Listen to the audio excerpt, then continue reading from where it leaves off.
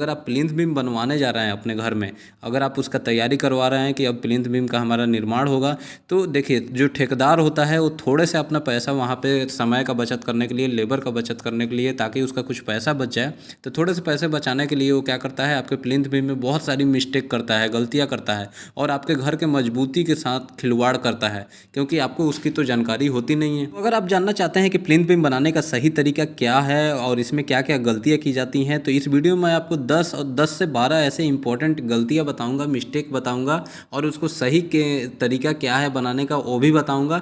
आपको ज़रूर जान लेनी चाहिए, तब आपको अपने प्लिंथ बीम का काम करवाना चाहिए। तो चलिए वीडियो को डिटेल में शुरू करते हैं। सबसे इंपॉर्टेंट चीज़ लोग मिस क्या करते हैं कि प्लिंथ बीम के नीचे बहुत जगह देखा गया है क्या कि वो ब्रिक वर्क नहीं कराते हैं, वो दीवार नहीं बनाते हैं, वो डायरेक्ट क्या करते हैं कि मिट्टी की भराई करते हैं और उस पर ईंट की सोलिंग करते हैं और उस पर सरिया बांध के प्लिंथ बीम की ढलाई कर देते हैं। अब आप जानते हैं कि प्लिंथ बीम के ऊपर हमारा पूरा घर का दीवार होता है, तो ऐसे में अगर आप वहाँ से जो मिट्टी है बारिश के टाइम में अगर अगल बगल से कहीं से पानी उसमें घुसता है या बारिश में अगर वो मिट्टी दबती है, वो मिट्टी अगर सेटल डाउन होती है तो प्लिंथ बीम हमारा सेटल डाउन होता है, तो उसमें क्या होता है कि हमारे दीवारों में क्रैक आ सकता है, हमारे घर की मजबूती कम हो जाती है। तो इसलिए आपको ये ध्यान रखना है कि प्लिंथ बीम के नीचे ब्रिक वर्क जरूर देना है, और ये ताकि वो जो ब्रिक वर्क आप दिए रहेंगे तो दीवारों आपके प्लिंथ बीम को बैठने नहीं देगा, मिट्टी सेटल डाउन भी हो जाएगा, तो इस तरीके से आपके दीवारों में कोई इसी तरीके का आगे चल के कोई क्रैक नहीं आएगा और घर मजबूत बना रहेगा। प्लिंथ बीम की हाइट कितनी होनी चाहिए, तो देखिए जो प्लिंथ बीम का हाइट आप डिसाइड करेंगे कि आपको कितनी ऊंचाई पे प्लिंथ बीम देना है, यानी अपना जो फर्श का लेवल है वो कितने ऊंचाई पे देना है। तो जो आपका रोड आया है आपके घर के सामने,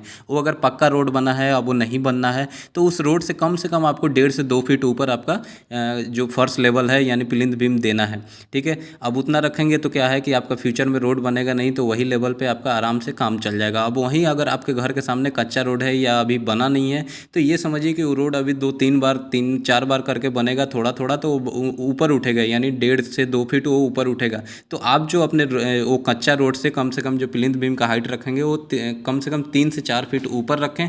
तो इस तरीके से कितना बार भी आपका वो रोड बने तो आपका ज़्यादा से ज़्यादा 1.5 से 2 फीट ही वो रोड उठेगा, तो भी आपके पास 2 फीट हाइट वो ज़्यादा रहेगा रोड से। तो इस तरीके से आपके आने वाले फ्यूचर में आपके घर में पानी घुसने या किसी तरीके का समस्या नहीं आएगी। तो बता दूं कि जो मिनिमम साइज आपको देना है प्लिंथ बीम में, सबसे पहले आप ये देख लीजिए कि अगर सिर्फ आप एक मंजिल का मकान बना रहे हैं, ग्राउंड फ्लोर या फिर ग्राउंड फ्लोर प्लस 1, यानी कि एक मंजिल और या फिर 2 मंजिल का मकान, तो उसमें जो प्लिंथ बीम का जो मिनिमम आपको साइज रखना है वो 9 इंच बाई 9 इंच का रखना है।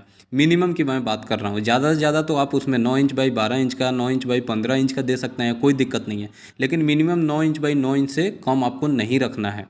और वहीं मान लीजिए कि आप 2 मंजिल का मकान बना रहे हैं या 3 मंजिल का, तो उसमें जो प्लिंथ बीम का आपको मिनिमम साइज रखना है वो देना है 9 इंच बाई 12 इंच का या 9 इंच बाई 15 इंच का, यानी कि 230 mm बाई 300 mm का, उससे कम नहीं देना है। अब बात करें कि इसमें स्टील कितना देना है, तो मिनिमम जो कम से कम आपको स्टील रखना है वो 4 स्टील आपको देना है, कितने 12 mm का, उससे कम का नहीं देना है। अब ठेकेदार लोग यहाँ पे गलती क्या करते हैं कि वो क्या करते हैं, आपके जो बीम होता है उसमें कहते हैं क्या कि 10 mm का 4 स्टील आप डाल लीजिए, कोई दिक्कत नहीं है, प्लिंथ बीम ही तो है, आप एक मंजिल का मकान बना रहे हैं। लेकिन दोस्तों ऐसी मिस्टेक आपको नहीं करनी है।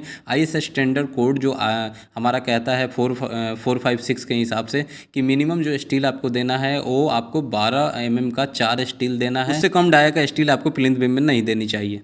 अब जो ये प्लिंथ बीम बनाने में हम जो स्टीरअप देंगे, यानी जो जिसे हम रिंग भी कहते हैं, तो रिंग जो है वो आपको 8 mm डाया के स्टील से देना चाहिए, उससे कम डाया के स्टील में नहीं देना चाहिए। मैं बहुत जगह देखा हूँ ठेकेदार लोग क्या करते हैं 6 mm का सरिया लाते हैं और उससे वो जो स्टीरअप होता है वो बना देते हैं। क्यों? क्योंकि वो सस्ता भी पड़ता है उनको, और दूसरी बात क्या कि उसको मोड़ने काटने में आसानी रहती है। तो लेकिन उनको दोस्तों बहकावे में नहीं आना है, 8 mm डाया से कम का आपको स्टीरअप के लिए सरिया इस्तेमाल नहीं करना है। अगली पॉइंट आती है लैपिंग और लैपिंग जोन के बारे में। तो जैसे यहाँ पे आप एक बीम देख रहे हैं, तो जो ऊपर में अगर आपको लैप चढ़ा रहे हैं तो जो ऊपर में लैपिंग आएगा वो उसके सेंटर में आएगा। जैसे बीम का जो सेंटर पोजीशन होता है 10 फीट का जैसे बीम है, तो उसको आप क्या करें 3 पार्ट में डिवाइड कर दे। तो 3 फीट उधर चला गया, 3 फीट इस साइड चला गया, बीच में 3 साढ़े 3 4 फीट का जो जगह बच रहा है, तो उसी 4 फीट में आपको ऊपर का सरिया को लैप देना है। और नीचे वाले जो टेंशन जोन में जो सरिया रहते हैं, बॉटम स्टील जो रहते हैं, वो आपको कॉलम के पास एक आप इस साइड दे दे, एक आप उस साइड दे दे लैपिंग, यानी दोनों तरफ आपको अल्टरनेट लैपिंग देना है। एक जगह सभी सरिया को लैपिंग नहीं देना है। जैसे आप ये देख रहे हैं यहाँ पे एक ही जगह दे दिया गया है, ऊपर का भी स्टील का, नीचे का भी स्टील का। तो ये बहुत बड़ी मिस्टेक है, यहाँ इस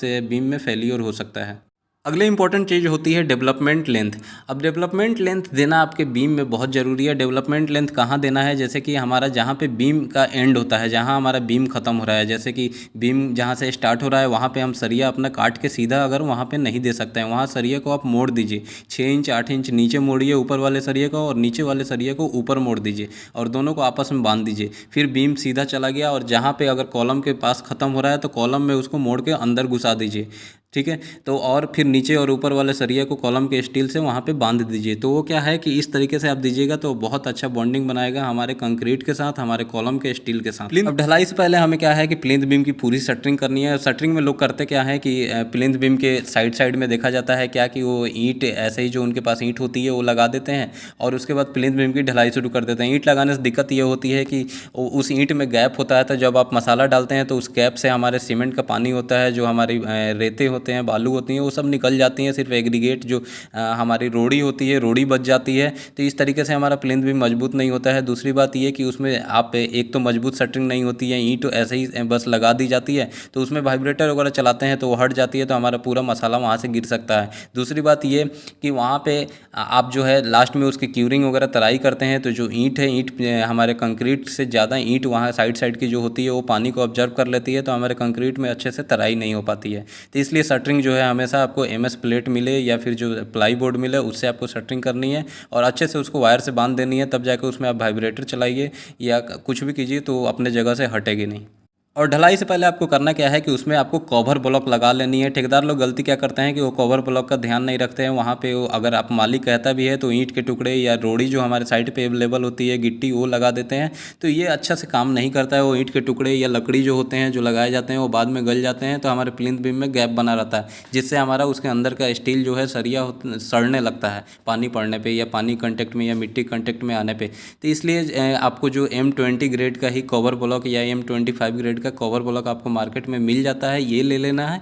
और ये आपको हर 800 mm या 800 mm 3 फीट के दूरी पे कम से कम आपको लगाना है। साइड में भी लगानी है और नीचे भी लगानी है।